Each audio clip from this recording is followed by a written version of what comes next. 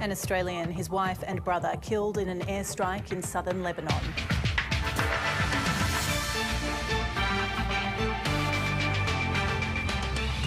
Tributes for a young volunteer firefighter who died in WA South. The renowned Australian chef Bill Granger dies at the age of 54. And the wickets tumble on day 2 as Australia and Pakistan battle for a first innings lead. Good evening, Briana Shepherd with ABC News.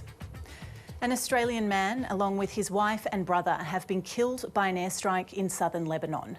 The 27-year-old electrician and construction worker was there to help bring his wife home to Sydney.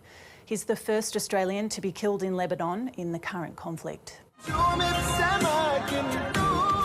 This video shows Ibrahim Bezzi and his wife Shuruq Hamoud in southern Lebanon just days ago. After Shuruq recently acquired an Australian visa, her 27-year-old husband flew over to bring her home. He returned to Lebanon just to get his wife back to Sydney to start a new life. But the couple didn't make it. Shuruq, Ibrahim, and his brother Ali were all killed in an airstrike overnight. Local media in Lebanon is reporting an Israeli missile hit the area. If confirmed, it would make Ibrahim the first Australian to be killed by Israeli forces since the start of the wider conflict in October. A spokesman for the family has described Ibrahim as a humble man, adding, "They're all devastated." They're all very angry. They're all very angry to lose. Imagine that you lose one of your best friend or best neighbor. Since October 7th, the Lebanese militia Hezbollah has been launching strikes on northern Israel in solidarity with Hamas. Cross-border exchanges of fire have become a daily occurrence, threatening to open up another front of the war. We're in a multi-arena war. We are being attacked from 7 different fronts. Anyone who acts against us is a potential target. There is no immunity for anyone. We are here sitting now in a peaceful place in Sydney, but our fellows in Lebanon are sitting under the attack of the Israelis on a daily basis. Ibrahim and Ali's parents are still in Lebanon. Family here say they're worried about their safety. Nabil Nashar, ABC News, Sydney. Israel is insisting it will see through its mission to dismantle Hamas no matter how long it takes. Tensions are spreading across the region, with the Israeli military reporting attacks from not only Lebanon but also Syria, Iraq and Yemen. The Palestinian president is warning the occupied West Bank could implode at any moment. Far from the front line of Gaza, Israeli troops destroy an explosive laboratory on the outskirts of the West Bank, claiming to have found dozens of weapons inside. Nearby refugee camps were also raided by Israeli forces. Summer said he was sleeping when the IDF stormed the camp and evicted families from their homes. I don't know why they did that. I don't belong to any organisation, and I'm not affiliated with the Palestinian Authorities. 6 people were killed, according to local health authorities, bringing the total number of those killed in the West Bank since October 7 to more than 300. Israel has been conducting near-nightly raids across the occupied territory in what it describes as counter-terrorism operations. There are fears of this war not only expanding but extending too, with the Israeli military's chief of staff declaring the war will continue for many more months as its forces broaden operations in central and southern Gaza. In Gaza's southernmost town of Rafah, an Israeli airstrike leaves behind a wasteland. Al-Mawasi, an area declared as a safe zone by Israel, suffered the majority of the 250 deaths reported across the Strip today. In response, Israel's military said it will operate wherever it identifies activity threatening the security of Israel. Collecting, let alone identifying the dead, is near impossible in Gaza. Israel returned bodies it says it recovered from northern Gaza to Palestinian officials. The smell is unbearable. We can't open it here because of the spread of disease in the neighbourhood. Away from residential areas, a mass burial is being prepared. These martyrs are all unknown. We've been taking pictures in order to identify them later on. 80 Palestinians finally laid to rest. Alison Horn, ABC News, Jerusalem. Tributes are flowing for a young volunteer firefighter who died in Western Australia's south. The Prime Minister has joined those sending condolences as the family grapples with their heartbreaking loss. Another summer day with a community facing the flames and coming to terms with the loss of one of the brave volunteers who fight them. 20-year-old Harry Stead has been remembered as a loving brother and son who lived his life to the fullest.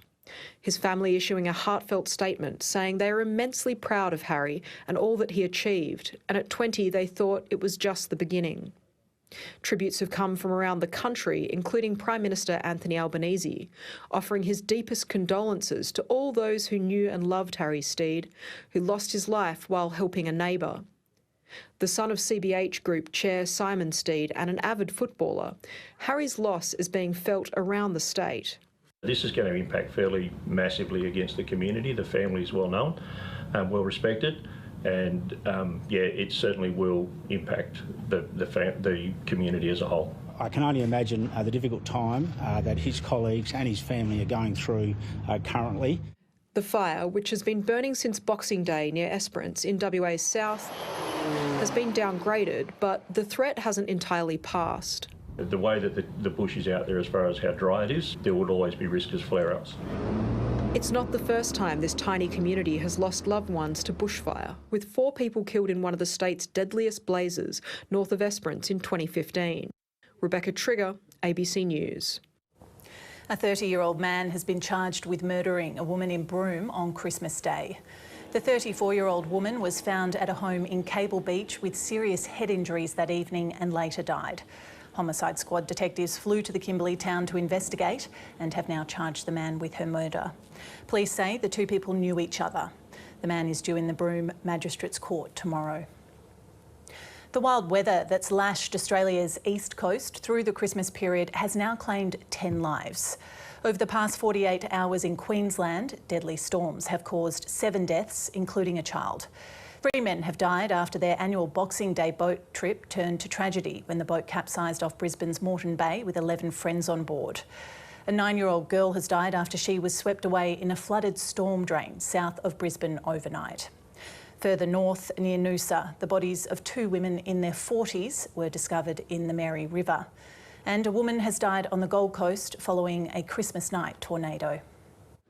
A second deadly night of ferocious storms lashed the southeast. There it goes. There it goes. Leaving destruction in its wake. Seemed to be coming from all different directions at one point in time, and it was fairly significant. The deadly deluge claiming the lives of 7 people, among them a 9-year-old girl in Rochdale. Absolute tragedy. I'm not aware of the circumstances, but these storms, you've just got to be so careful. Meanwhile, an annual Boxing Day fishing trip turned deadly off Moreton Bay. 2 men aged 48 and 69 were found dead in the water last night, and a third, a 59-year-old man, this morning. Sadly, we lost 3. We could have lost 11. They're unpredictable, and unfortunately, people underestimate how quickly these storms can come on. But these natural events, we can't control them. The rescue operation has been dangerous and lengthy, with more than 20 crews trying to find those on board and recover the vessel before more extreme weather hits the southeast. But it's likely the boat will remain at sea tonight because of structural issues. Further north, more heartache, with 2 women in their 40s dying after going missing in a storm drain on Boxing Day. It is just a tragic set of circumstances, but it's particularly felt hard at this time of year when people would prefer to be spending time with their loved ones and family. A 59-year-old woman was killed on Christmas night after being struck by a tree on the Gold Coast. The region was battered by storms 2 days in a row, cutting off communities. thousands are still without power. We've now activated the disaster hardship funding arrangements for the Gold Coast, so people on the Gold Coast affected by the disaster can apply. The latest addition to Queensland's billion-dollar recovery bill from Mother Nature. Meg Bolton, ABC News, Brisbane. Australian chef Bill Granger has died aged 54 in a London hospital with his family by his side. Granger was born in Melbourne but launched his career in Sydney before taking it to the world. He was a self-taught cook who became one of the most successful food writers and restaurateurs Australia has ever produced, along with a special claim to fame. Ben Knight reports. Many chefs dream of creating a phenomenon. Few achieve it, but Bill Granger did. It's hard to believe such a simple dish, avocado on toast, has become such a cultural signifier of a whole generation. He took simple and made it really good. It was in his first cafe in Darlinghurst when he was a 22-year-old art school dropout. It wasn't allowed to open in the evenings, so he stuck to breakfast and brunch. There's an old expression, the person that gets up early owns the day. I love that. Bill Granger seized the day. His first cookbook is credited with taking Australian cafe culture to the world. Many of the guys who are doing good food in cafes now really have, Bill to thank for trailblazing that. He and his wife Natalie built an empire while building a family. 5 TV series, 12 cookbooks, and restaurants all over the world, including in the city where it all began. The legacy, like all the cookbooks, the restaurant chain, so sad that he's passed away. Really shocked he's so young. His friend Jamie Oliver said, "I loved Bill Granger so much. He had an extraordinary ease and style in cooking that could only come from Australia." Nigella Lawson said she was heartbroken. There are no right words when what's happened is so wrong. That sort of sunny disposition, that smile and that level of happiness that he always managed to bring into a room really sort of said a lot about what Bill was all about. And what he brought to his food. It's fresh and sunny, Australian cafe classics, and that's me on a plate. Bill Granger was 54. People of all abilities are set to have more access to the remote Abrolhos Islands for the first time. The archipelago of more than 200 islands is located 60 kilometres off the coast of Geraldton, with visitor access only by charter boat or light plane. The state government has installed wheelchair-accessible facilities on East Wallaby Island, including boardwalks, shelters and toilets. A Geraldton-based charity showcased the island's potential with a Hyde Beach wheelchair and water scooter. I love to travel, and as someone with a disability, travel is often very challenging. So it's been a dream to have an environment that is off the beaten track a bit, that people with disabilities can access. More cocaine has washed up on the New South Wales coast. Police say a fisherman found a barrel containing 39 bricks of the drug at Barrenjoey Head off Sydney's northern beaches yesterday. Hours later, a member of the public discovered another 39 at Newcastle Ocean Baths. On Christmas Eve, 7 sealed packages of cocaine were found at 6 beaches between Newcastle and Sydney. All up, about 124 kilograms of the powder have now washed ashore. Ukraine says it's destroyed one of Russia's biggest amphibious warships in a strike being viewed as a major setback for the Russian Navy. The landing ship was hit whilst it was in a Crimean port in a massive explosion that lit up the night sky.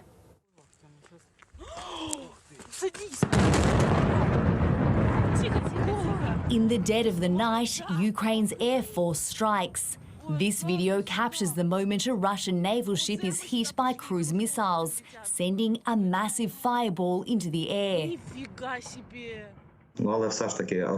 A huge job has been done. A big assault carrier was destroyed. Hundreds of metres from the site of the blast, residents clean up shrapnel and broken glass. Moscow says the large landing ship called the Novichokazk was damaged but not destroyed in the dramatic explosion. It's part of Russia's prized Black Sea fleet and is used to transport tanks and troops to shore. Its absence will likely hinder Moscow's ability to resupply its forces in Ukraine and to gain further territory along the Black Sea coast. Ukraine's allies say this latest strike proves reports of a stalemate in the war are wrong. But Russia insists it's thwarted Kyiv's long-awaited counter-offensive. The Russian army is constantly taking more favourable positions and expanding controlled territories in all directions. In St. Petersburg, President Putin is putting on a show for Friends of the Kremlin. A collection of leaders from former Soviet member states have gathered for an informal summit, a festive finish to a year marked by conflict in the region. Michelle Rimmer, ABC News.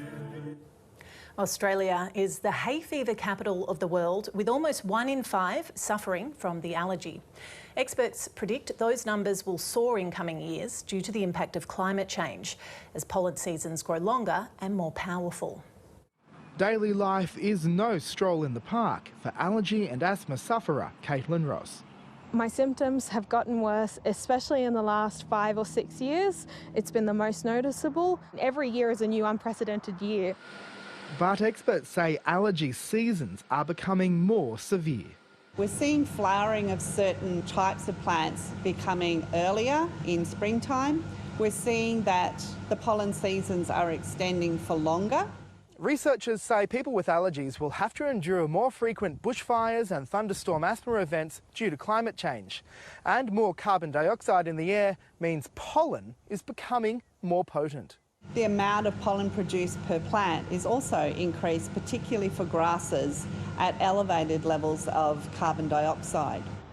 80% of asthmatics also have hay fever.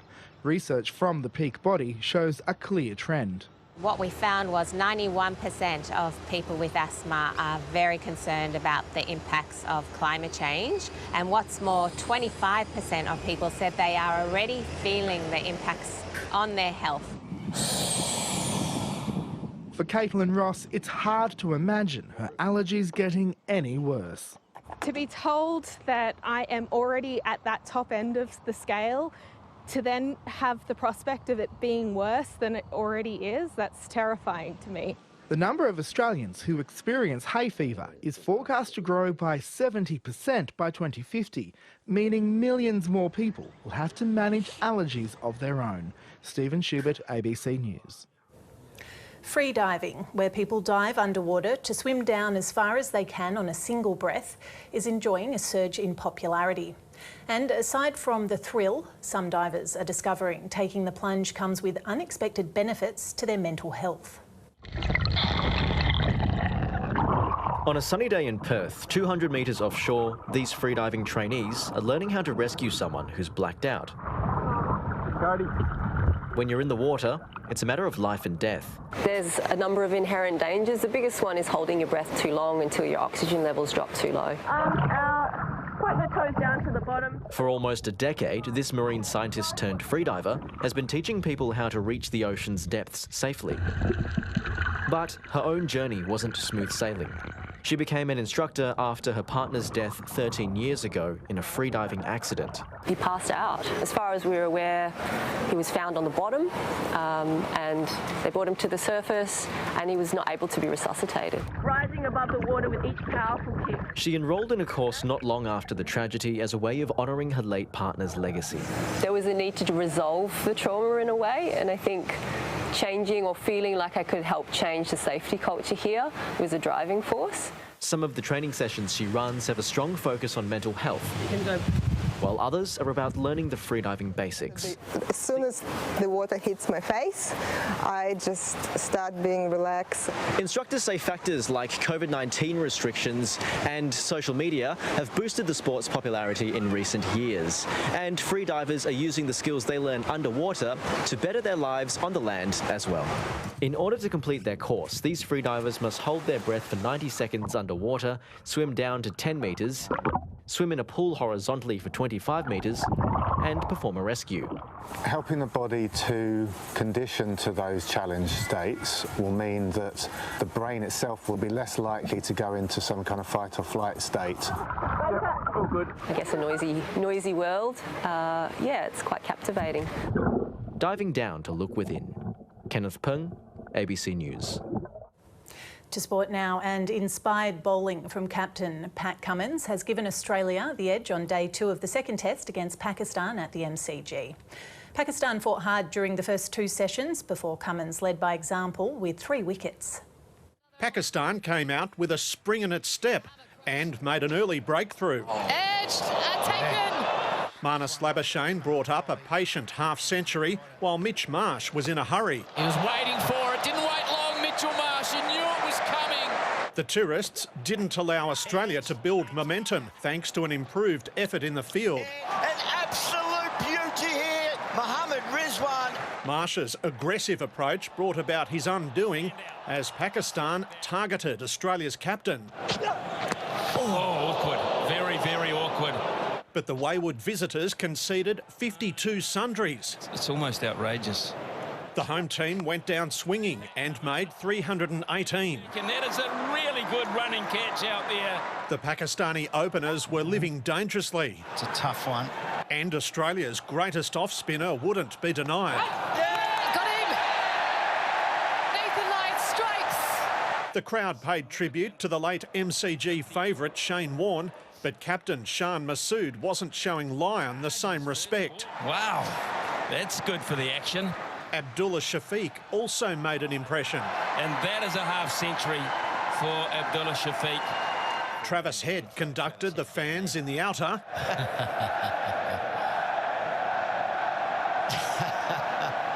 And Pat Cummins called the shots in the middle with a double strike.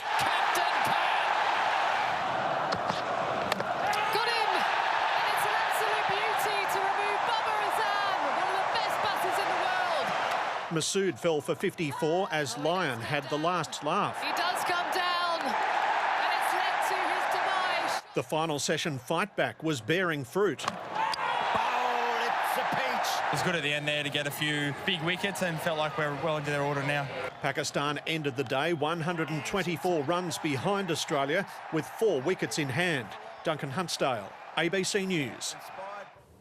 The Perth Scorchers' unbeaten start to the Big Bash season continues after overcoming a dramatic batting collapse to beat the Melbourne Renegades by 13 runs in front of 42,000 fans at Perth Stadium.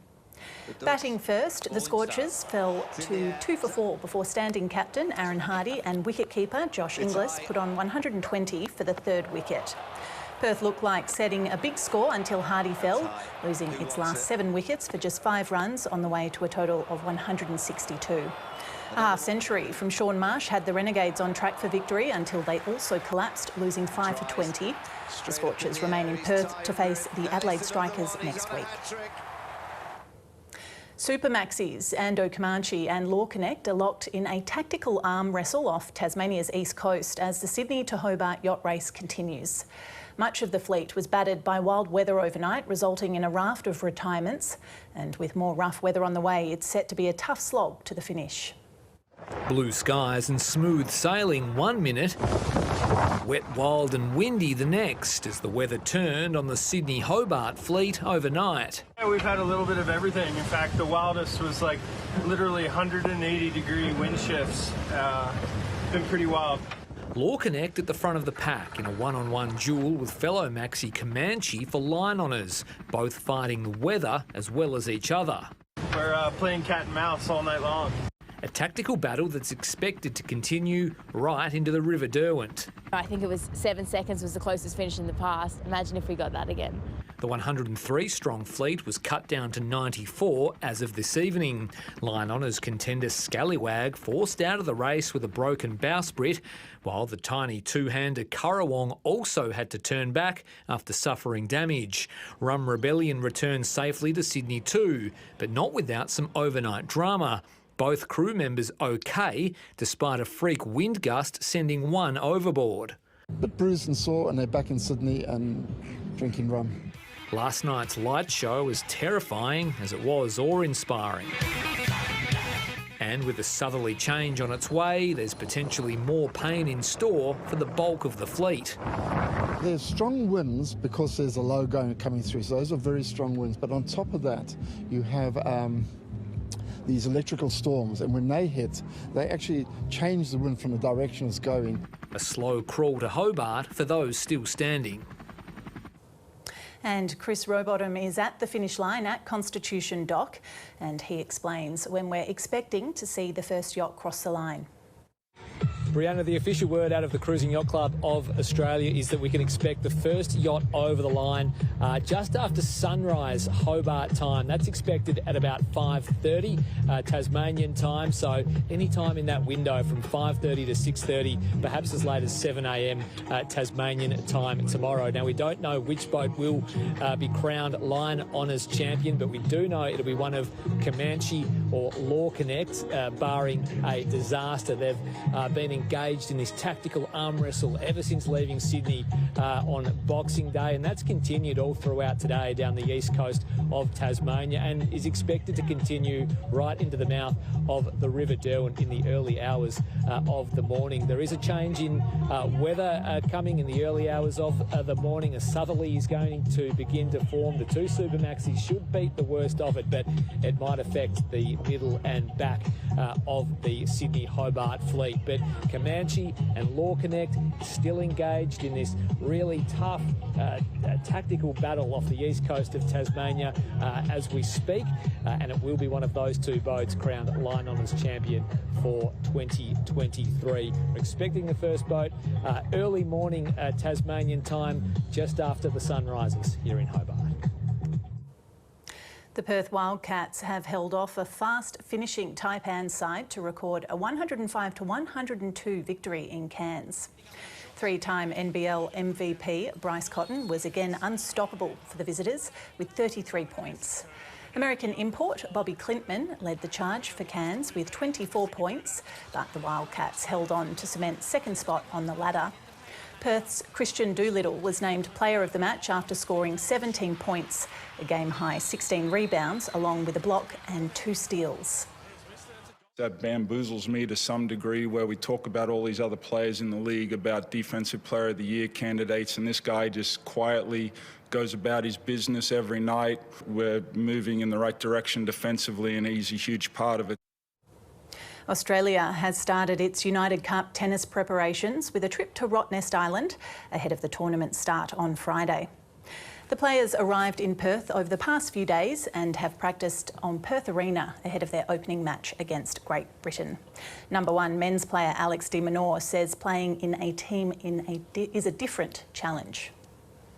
Tennis is a very individual sport throughout most of the year, and the weeks that you get to come up as a team is always special, and it always brings a different type of energy, and it's great to not only play for yourself but for your teammates as well.